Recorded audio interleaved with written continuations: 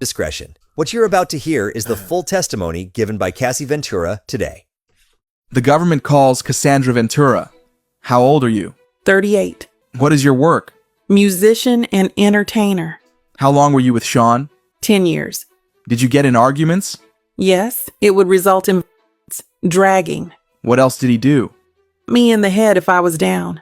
Back with this Diddy trial, back with this Diddy situation. Right now, we're about to react to Cassie's full testimony on a cross-examination. Let's just say right now, she is going to be put in an uncompromisable situation where she's going to have to actually say things that normally people would take to the grave with them. And she's going to say it in front of her family members. I don't know if that involves her brother, her mother, sister, father, cousin, I don't know, but they're supposed to be there along with the husband. That's wild work. Let's not forget, they're not the only ones that's putting their own business out there. We got to remember Diddy as well. He got his family members. He previously had his daughters and his son's mother, and who knows what other family members were there too. But for them to be hearing this kind of graphic, personal type of escapades that they was into, that's a little bit diabolical, For anybody to be there that know them personally to hear these things, it's like, really? Did he like to have a man's finishings on him? Like, that right there is disgusting, let alone a man himself when he's doing a do. You understand what I mean? You don't want that even landing on yourself. You might not have a problem landing it on your woman, but when it touches you, you feel gross. You like, but not Diddy. He wanted to rub it on his, I don't know. That's different right there. But let's dive into this Pause No Diddy. Let's see how this is going to turn out. Don't forget, like, comment, share, subscribe to the channel.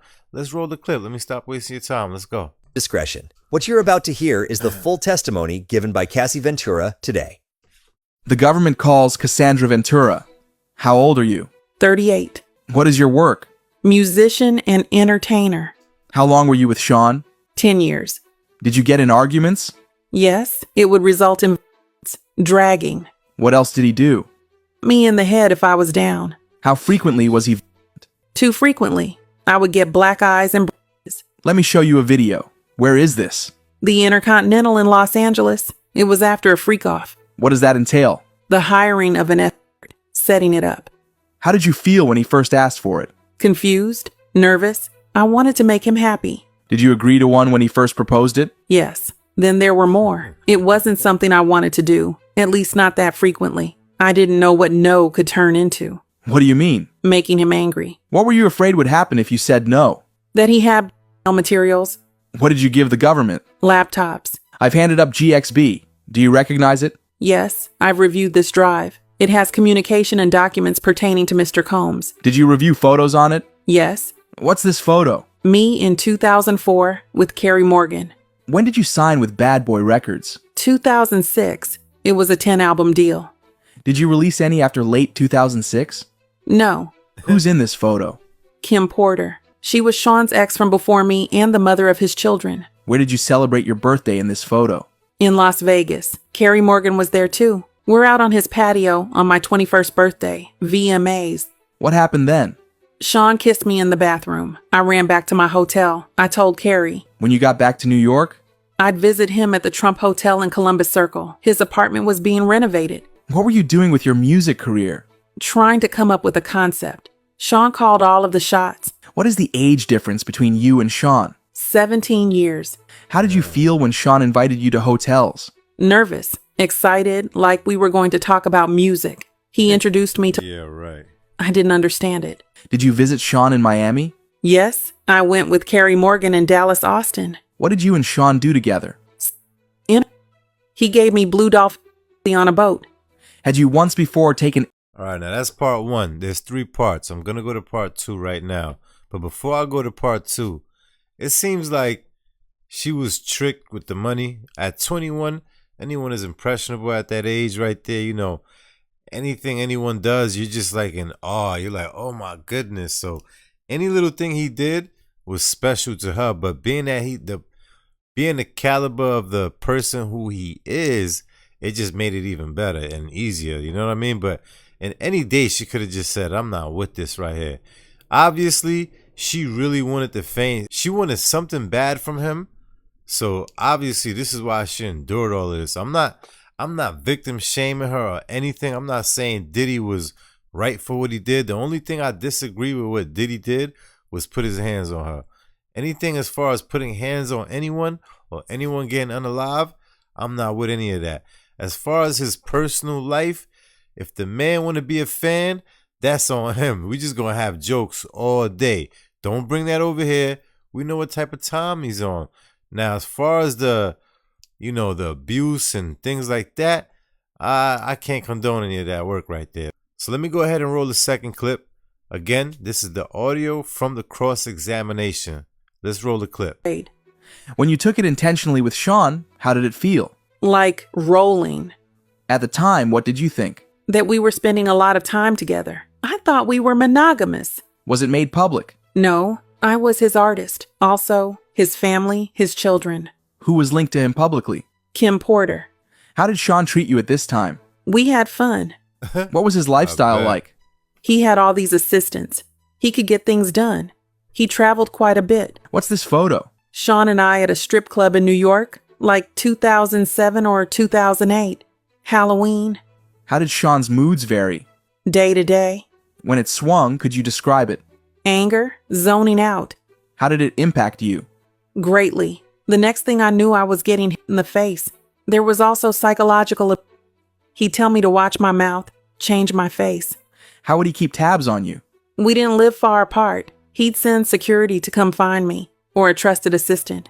Like who? David James, Christina Coram. Was your relationship exclusive? No. Did you see other men? Yes. Did Sean see other women? Yes. He said, I am Puff Daddy. I was insanely jealous. Did you move to LA with him? Yes. He wanted to be close to his kids who were there. Where did you live in LA? 875 Comstock Avenue. How tall was the building? No more than 17 floors. Where did Sean live? 200 South Mapleton. Sean would use a golf cart to get back and forth. Who paid your rent in LA? Sean, except when I had the house in Studio City. Why'd you pay then? I could afford it then, and I wanted to have some control. It was accepted. By whom? It was accepted. Sean. That's How many crazy. songs did you write while with Sean? Hundreds. Most were never released. Some got leaked on the internet. Some on mixtapes. How many albums on your deal were not released? 9. Did you get paid for them? Never had No. intentions The on freak-offs putting- became a job. There was no time That to was do the anything job. else but do them. Then try to recover. How much time in your week would freak-offs take? The longest was 4 days. Significant periods of 4 time. days. At this moment, there was a break. Then they continued. Who was your manager at Bad Boy Records? James Cruz. What did he tell you? That he was managing me with one hand tied behind his back. He had to check everything with Sean. How did you make money if your records weren't being released? I did hosting. I'm sorry, she did hosting, Boeing. You let me know right there. You understand? Because I don't think he had intentions on putting any music out. That was just the hook. Look, I got you, hook and reel. Got you out the water, in the boat. Now I'm taking you back to the kitchen. And now you're going to perform for me. You understand? You're not going to perform for Summer Jam or any of that. You're going to perform for the offs. That's it. That's all I need you for. But I'm going to dangle this little fake career to keep you moving. That's kind of diabolical right there, my boy. I mean, that's like using drugs to a fiend. Now, that's how a pimp control their workers. That's how you control them. And I guess, hey, he was pimping. He was big pimping.